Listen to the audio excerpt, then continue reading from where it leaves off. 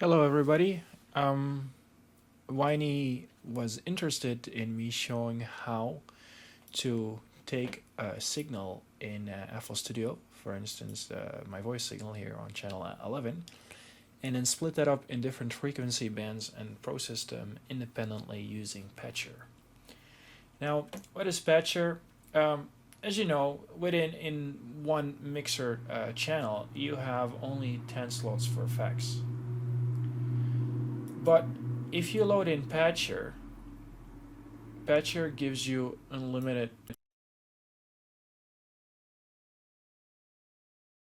There we go. Patcher gives you unlimited options to load in effects.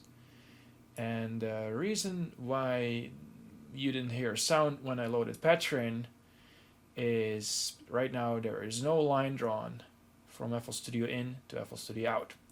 So I gotta first draw this line. Now if I activate the effect, you guys will still hear me. So why would you use Patcher? There are various reasons why you sometimes want to use Patcher for some complex routing. And I'm gonna already tell you, by using Patcher, it's extremely easy to run out of CPU power if you don't have like an excessive amount on it. So what I usually do is once I have made a routing in Patcher, that's when I record the audio, and then if I have to make changes, I'll make changes, record the audio again, so I don't have to have that Patcher on, because when I start loading in effects here, my CPU is just going to go up a lot. So why Patcher? Well, let's talk about some other ways of processing, like splitting a signal into different frequency bands and then processing them independently. Of course, the most straightforward way, which is also kind of the stupidest way to do it, is just take a clone of you just clone something, right? For instance, like if we just take only this little thing here, this is playing on 2. No, okay, well, I've already filtered out some frequencies. Now I can put an effect on here, but what if I want to have a different effect on a different frequency range? Well, we could very simply, I'm now showing kind of the wrong way to do it, but we could clone it here, and we could then copy it, and this is on track 2. Here, let's move this to 20, for instance, and then let's move this to 21. So since I made a clone of both the generator, this exact generator is this one, same settings, and then I cloned the MIDI. When I play this now, you get a loud signal, which is exactly the same. These two are copies of one each other. So, of course, I can take an IQ here, and we can filter just so we only have the lows, and here I can put an equalizer, and I can filter it out so we only have the highs. So now I have the super low and high. So now I can process these independently. I could put a delay on the lows, and I could put a reverb on the highs. Where's the FL Studio? I don't like using raw paper and reverb right now. It's using too much CPU. Gotta fix that. Let's take Cathedral. Now let's give it a little more here.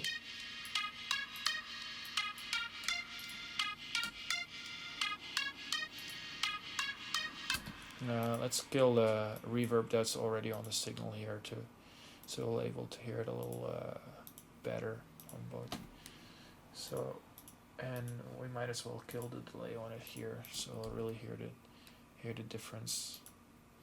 Oh, fix. There we go.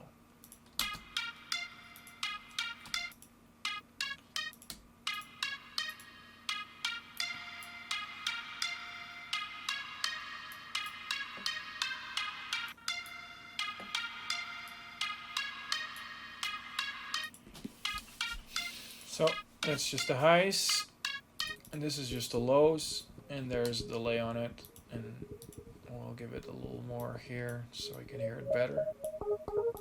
So Now play it together. Put the reverb on. So you got delay on the lows and the reverb on the highs. Okay. Obviously, this is kind of not a very convenient way of doing it, because when I start creating the track further, as soon as I'd make a change here, I would have to make a change here to keep that the same. As soon as I change the MIDI, I'd have to change the MIDI there. Like if I'm going to by copying this MIDI over and I'm making changes, like I'm basically doubling my work.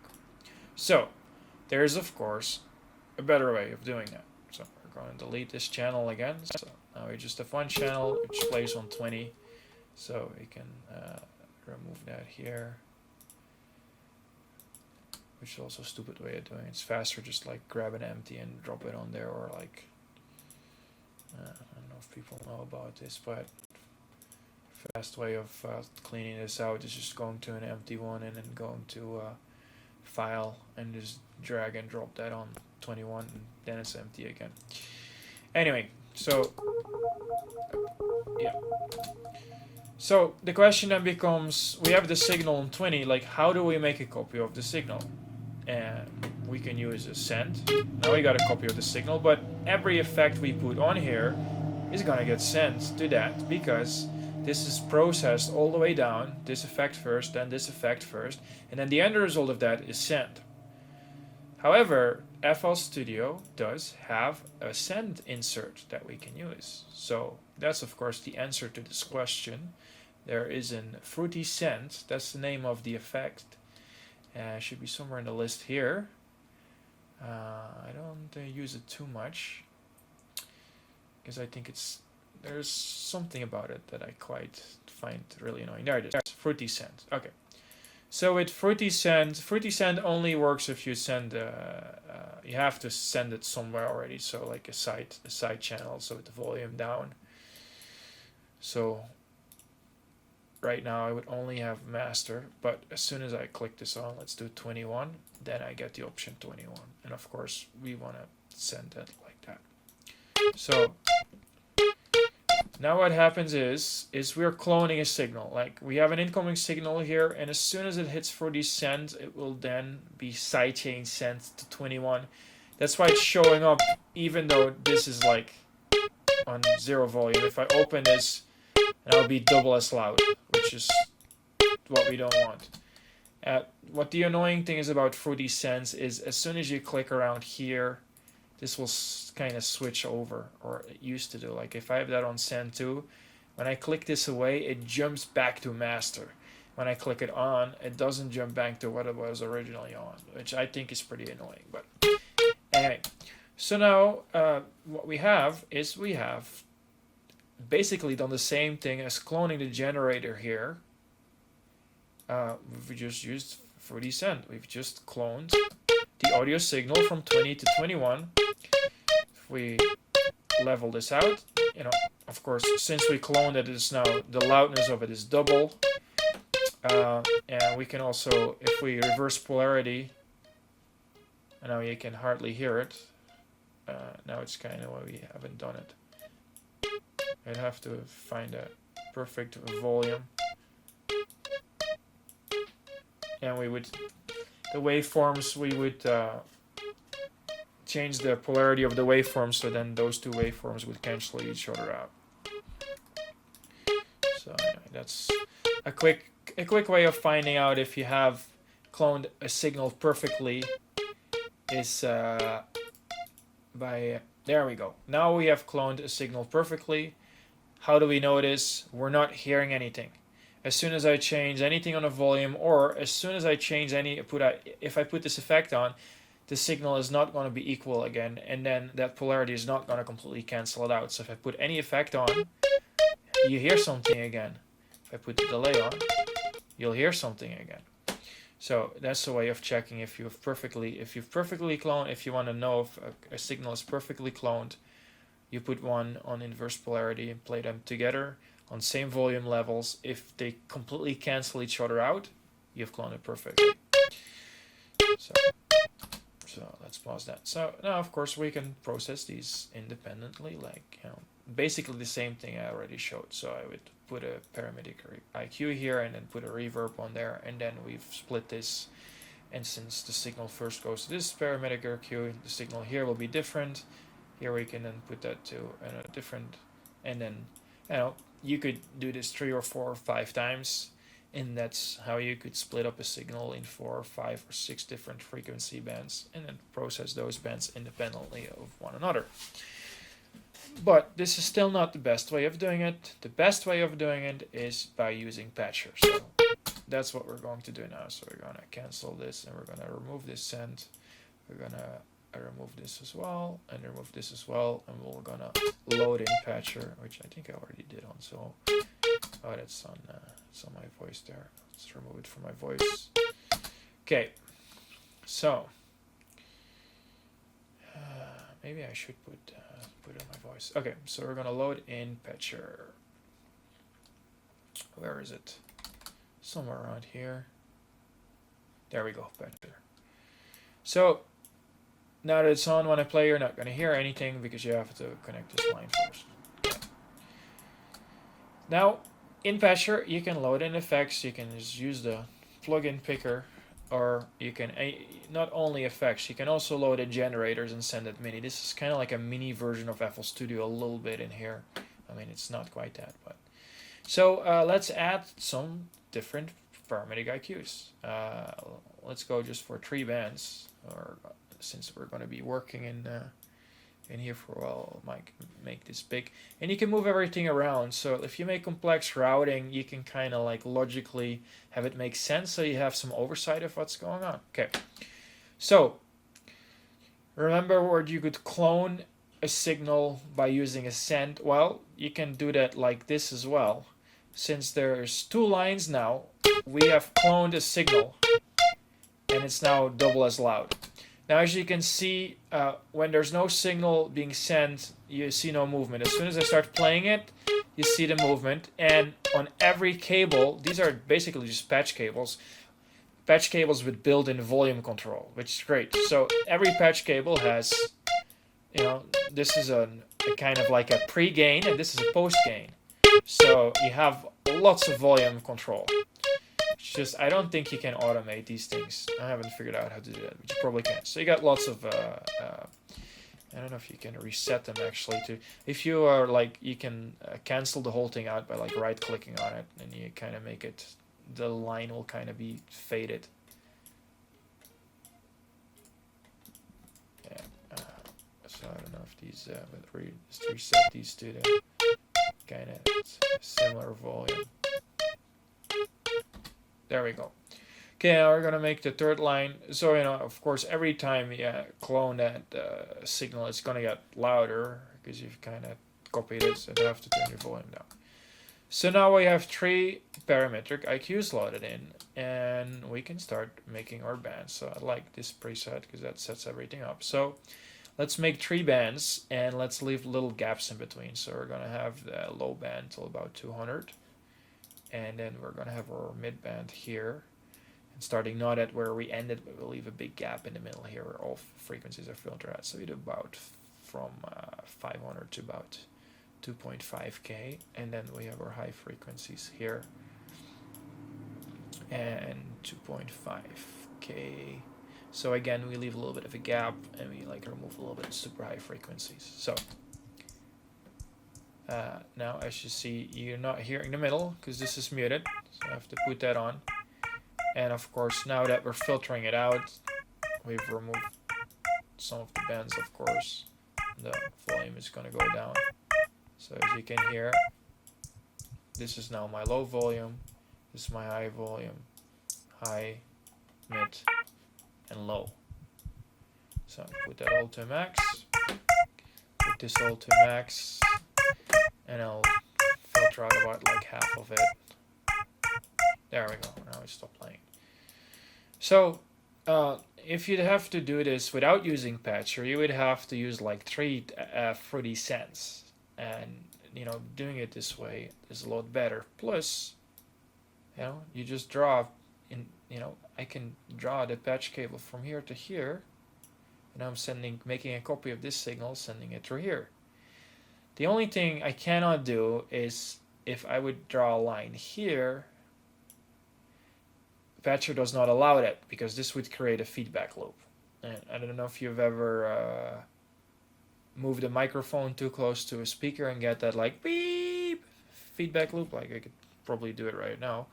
You don't want that. That's kind of bad. Like especially on analog, you can kind of survive it, a feedback loop, but on digital, it kind of kill everything if you get a digital feedback loop. So FL Studio always makes sure there's never logically feedback loop possible. So to remove patch cable is kind of annoying because you cannot really, like I haven't figured out how to select, like choose which one I want to select. You can right click on it and you can then just disconnect it like that, or connect it again. So yeah, that kind of works, but you know, yeah, now it kind of shows for the paramedic main output, so that's for that cable. Or I could just like remove both of them and then like just redraw one of them, so just by clicking and stuff. Okay, so now we're going to remove these lines because we want to add in some effects. So now I've already kind of done this for the purposes of the video, so I did that when I was streaming earlier today, but streaming didn't work very well. I have some drums here.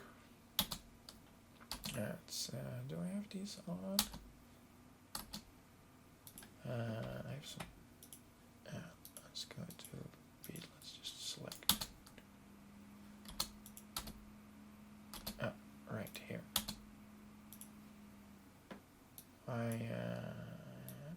Is there a reason why this is not playing? Oh, okay, I know, because this is all turned down. Right. There we go. There's our drums. There's no effects on this, but on my second drum loop that I wanted to add, which is on channel 4 here, I have a patcher.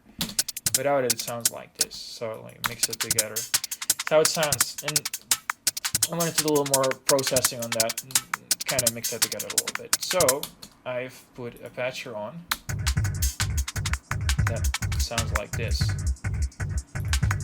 This is how it looks like. And this is already a pretty complex routing. So what's going on here? Well, we have our output and we have our input. So that's the flow of audio in and out. So you know, audio flows into patcher and then flows out of patcher. So that's the in, that's the out. Okay. Now we have our main 3 IQs, thingies that are filtering it out.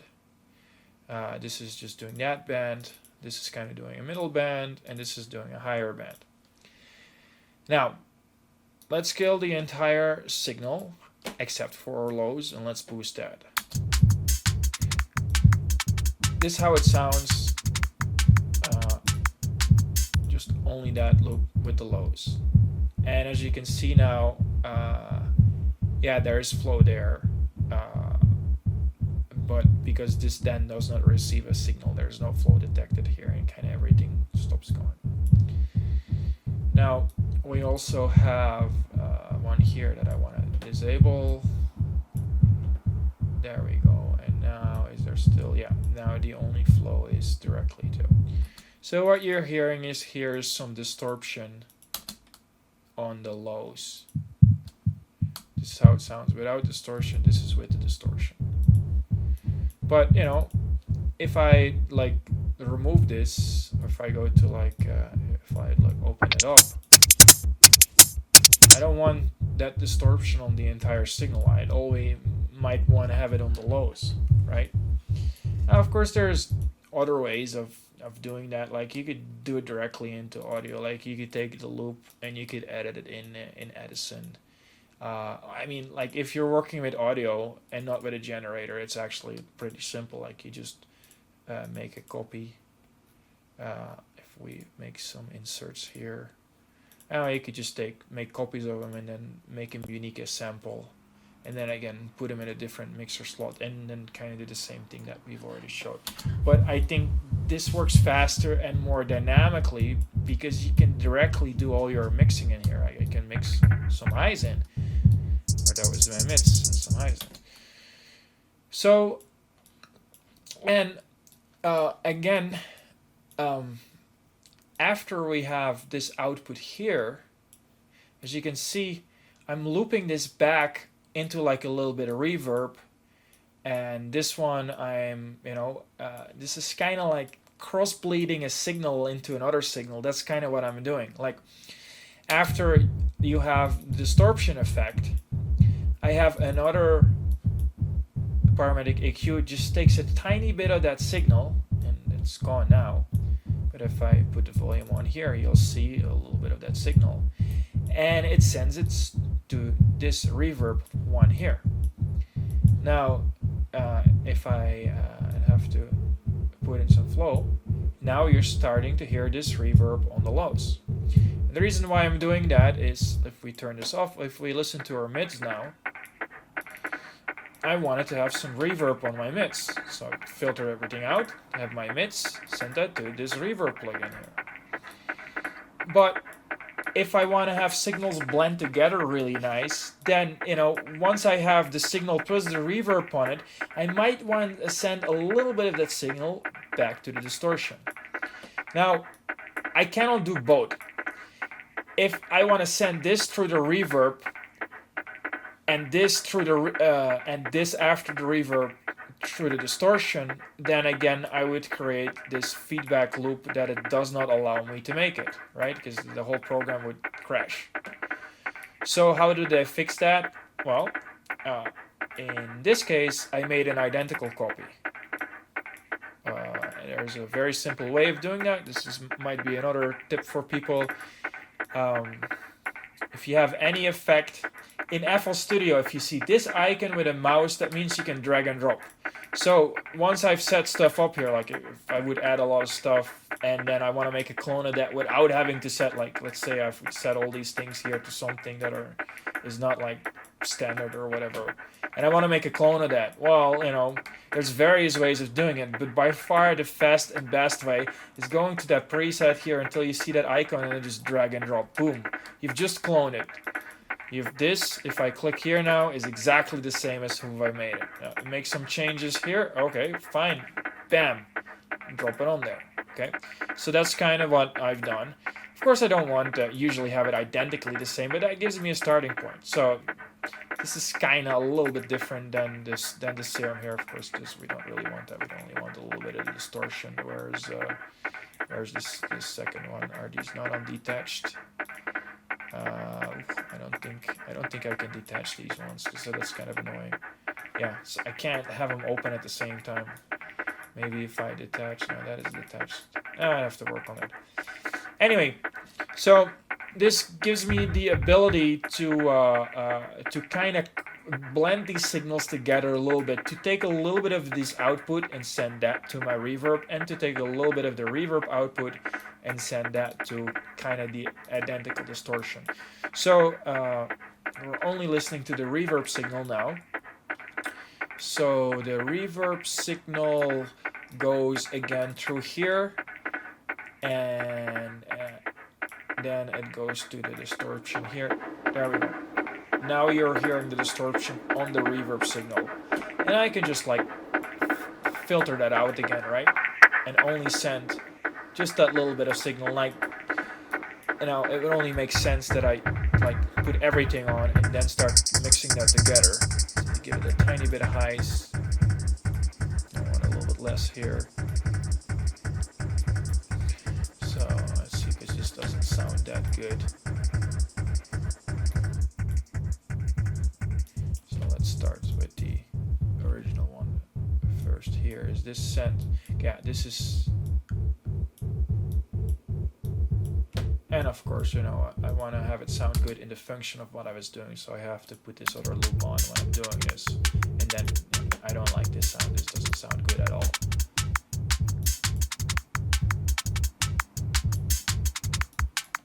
So, there we go.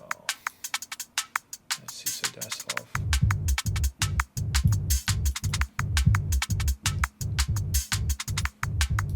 So now let's play around a little bit with this.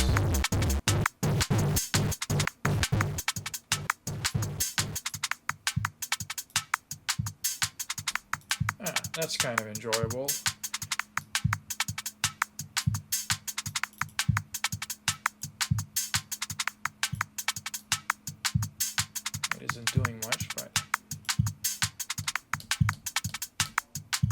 Yeah, that's kind of enjoyable as well. Okay, let's mix a little bit with that. Okay. So we have our low signal. You know, we're gonna blend a little bit of that high reverb signal in here, and let's play around a little bit with that.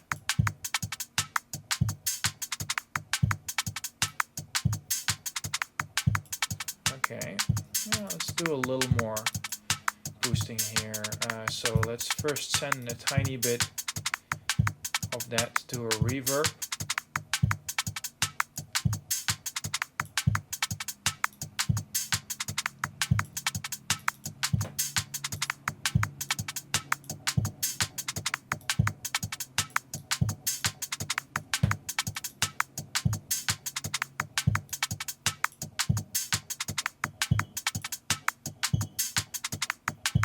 So, you know, just playing around with it, once in a while you hear nice overtones that you want to keep, and this gives you so much more control over the overtones. Like, you can filter these out. It's the effects that are creating some like metallic overtones that, you know, we might hit a jackpot and get something very pleasantly and then want to keep it. Anyway, I've kind of shown how to do this. Now I could kind of stop the loop. So yeah, the cool thing about, oh, there's some more stuff I gotta show.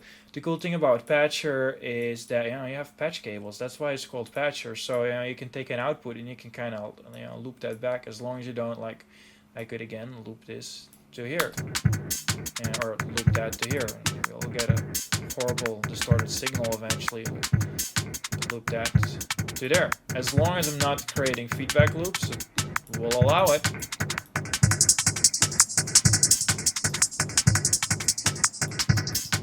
Okay, the only thing I gotta do is, well, how do you do automation in here? Well, you can definitely very easily do automation in here, especially in the built-in plugins that FL Studio already has. Like, that's the easiest, like these ones here. You have here, do you see how this doesn't have the red? Because I haven't activated anything. So any parameter in here that you want to automate, you gotta like this one, for instance. Well, let's take this one. Right click on it, click on activate. Now a red thingy shows up. It says 14 band 7th frequency. Right click on it, create automation clip. It's pretty similar to how you usually do it. Now there's an automation clip here somewhere that just got added. It's this one here. So then that was painful for my ears. Let's see. So now we got automation going in here. If we now click on here, you'll start to see this move around. It should move around. No, it's not moving around. Is that not...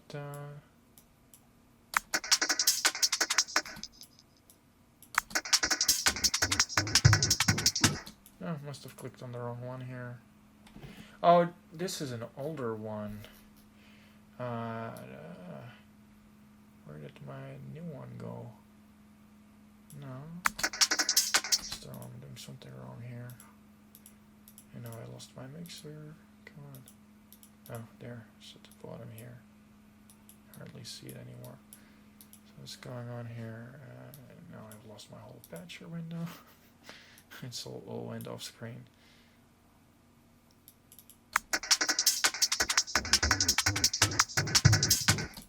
Must be one of these. Oh yeah. Oh, it's kind of done the wrong thing. But anyway, this one should be activated. So yeah, it is linked to controller. Link to controller, patcher, insert forward. So it should be showing up. Oh, let's just do that again. Create automation clip. Now I should be able to see the last clip here now that it's created. Oh, there we go. Oh, okay. It was because I just had this little tiny thingy selected. So now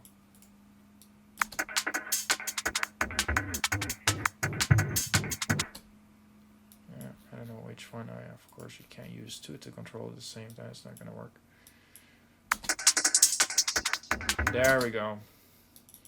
So now it'd finally be able to see the automation at work. We open our patcher here. Now this should move around. There we go. In the other plugins, it's a little trickier. It basically just have to move something around, and then you'd have yeah, I think that's all you gotta do actually. No, does that show up? No, you have to go to, it's a little different than how you usually do it. You'd have to go to yeah, you'd have to go to outputs or inputs. Yeah, you have to go to parameters first. Yeah, so when you use a non-FL Studio plugin, you have to right click on it, go to inputs and parameters. That show everything that you can automate. So you have to just select, and of course you'll have a last tweaked one. So if I do space size here and then right click and then inputs and then parameters, it will show a last tweaked for room size. So I can just click on it. Then you get the red thingy here, and then you can create automation. And not only that, but you can route this stuff together. Now that's for it. I haven't really played around with that that much. I haven't really needed that function. But so you can load in generators on here as well, and you can send MIDI. So this is not just audio. You can also make MIDI patch cables. So you can actually have generators in here that you can send MIDI from with outside of this window here. Anyway, that was kind of a half an hour video on what you can do with Patcher. You can make hours and hours of a video, but this just shows an example of how it gives you way more flexibility with just having to like manipulate one signal by making clones of it and then manipulating them and then feeding them back into one another, and you'll get a decent logical oversight of what is what's going on, because you have these patch cables. And then once you have a nice setup, you can experiment with it really easily by like moving cables around and hope you get lucky and you get like this great amazing sound all of a sudden, like this weird effect that sounds really good. Anyway, so yeah, I hope this video did what it was supposed to do, and I hope you learned something whiny, and yeah, ask me something else, I'll make another video about it. Okay.